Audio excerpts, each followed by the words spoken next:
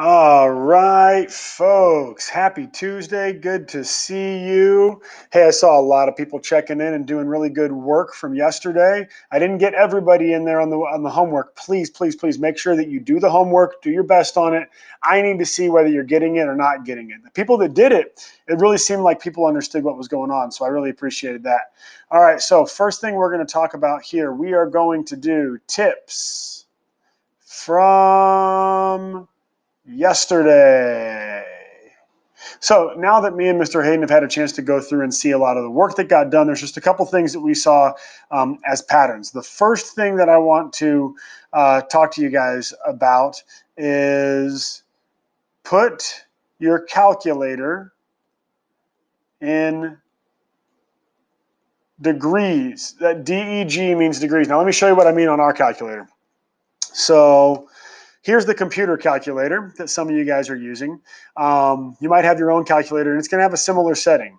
See how this says DEG right here? We have to make sure that is DEG. If your calculator says RAD, that's radians, and that is going to mess you up bad. We don't want radians. We also don't want gradians. I actually don't know what the GRAD means, but we don't want that either. Make sure that you are in degrees, DEG. If you're not, change your setting.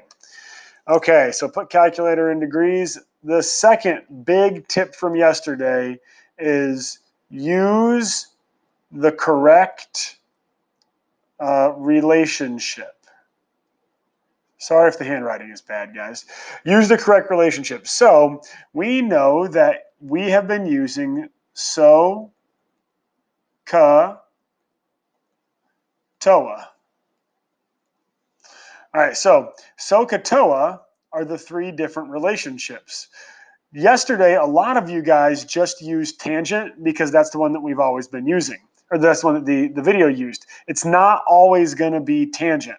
So yesterday's example actually used cosine because the A and the H, I believe it was, the A was, we'll call it known. The A was our known, and the H was our unknown, which indicated that we should have used cosine. Sometimes you'll use cosine, sometimes you'll use tangent, sometimes you'll use sine. So make sure that you use the correct relationship. Now, a lot of you guys also weren't using our equation. So I want to remind everybody that each of these things has an equation that goes with it. Let me make sure that I have room for my face up there. All right, so the equation that goes with sine is sine theta equals opposite over hypotenuse. We'll make a line. The equation for cosine is cosine theta equals adjacent over hypotenuse. The equation for tangent is tangent theta equals opposite over adjacent. Now, those are the three that we used yesterday. Our new stuff today, we're going to learn a new set of equations. The final thing that I want to point out from yesterday is this. Check out amazing work. What amazing work is, it is a new section in the content library. I was going to make a key from yesterday's homework, and I thought, man, some of this work was so good that I'm just going to share the exact student work. So if you go into amazing work, you are going to see the work of Mayana Grazier. She is yesterday's champion of amazing work. She did such a great job. If you go and check out her work, you'll see that she is going to walk you through exactly what she's trying to figure out, what she knows. She's going to talk about how she makes her decisions. She's going to write out the equation. It's going to be color-coded. She even has this stuff down here, SOHCAHTOA. Guys, I'm just telling you, it's really good. Go check it out if you're still confused about yesterday's homework. All right, back to today's notes. And it is time, are you ready for it? For new stuff. All right, so we're going to add some new stuff.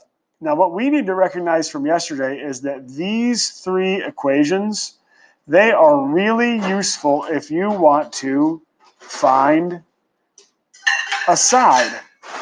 However, you're going to see that in our new, and this problem down here, this new problem, they don't want us to find a side, they want us to find an angle. So we need a second set of equations when we are going to find an angle. So these are going to be the find an angle equations, and they actually have a fun name.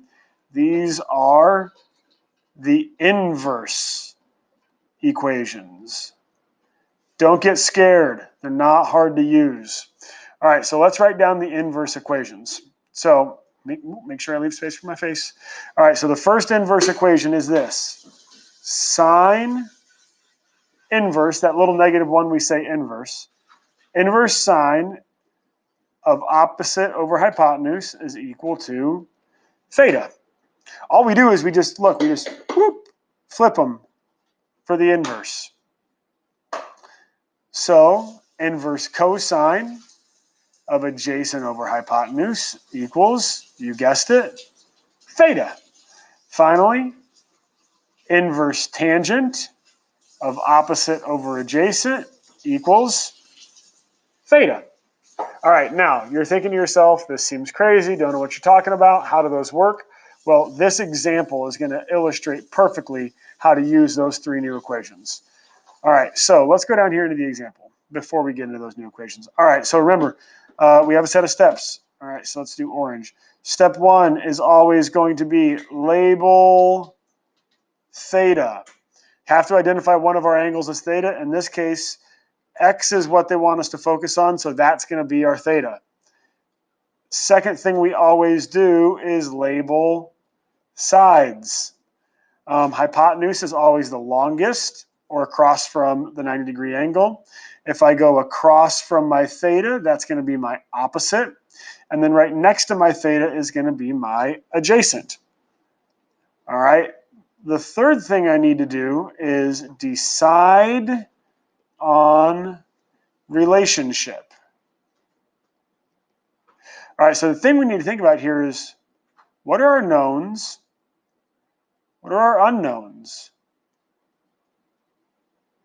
Okay, well, we know, let's see, we know O, we know H, all right, so my knowns are, oh no, I don't want to do that. Holy cow, you guys. O and H, those are my knowns. My unknown is theta. Okay, well, so let's go back up here then. O and H, O and H, O and H. Oh, look at that. O and H are my knowns. Theta is my unknown. It looks like I have an equation to use. Okay, so inverse sine, or sine -1 of O over H. Okay, let's make sure. Here we go. All right, so inverse sine of O over H equals theta. All right, there is my equation. So we think to ourselves, McSparron, how the heck do we use that? Well, we substitute stuff in. So check it out, guys. I know my O. O is just 8. Plug it in there.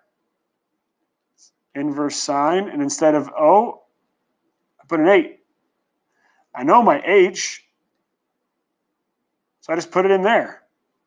Instead of H, I put 14.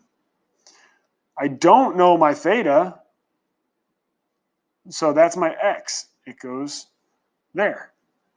All right, now guys, now it's just calculator work. This is the easy. So 8 divided by 14, let's go do that on the calculator. It's going to be weird. It's okay. 8 divided by 14 equals, let's see, 0.571. All right, so let's rewrite that. Sine inverse 0.571 equals X. Now, literally, all we got to do is punch this in the calculator. So let's go back. Now, I'm going to show you a trick. Don't retype 0.571. It's already in there. It's sitting on my calculator screen. All I have to do is press inverse sine. Now, I'm going to go into my trigonometry and I see sine, cosine, tangent, some other stuff, secant, cosecant. Haven't learned that yet. Where is my sine -1? Where is it? Oh, hit the second button. That's like hitting a shift. And there is sine -1. Now, since that's already in there, all I have to do is click sine -1. And that's going to be my answer. See up here, it says sine in degrees, sine -1 of 0.571 is 34.84, or 30, ooh, got to round up, 34.85. So check it out. 34.85 equals x. And that just so happens to be really close to 35, which is the correct answer for this problem. All right, go on, do the homework, show your work so that I know whether you guys got it or not. If you have questions, please make sure that you are emailing me and Mr. Hayden your questions. All right, good luck, guys. Happy Tuesday.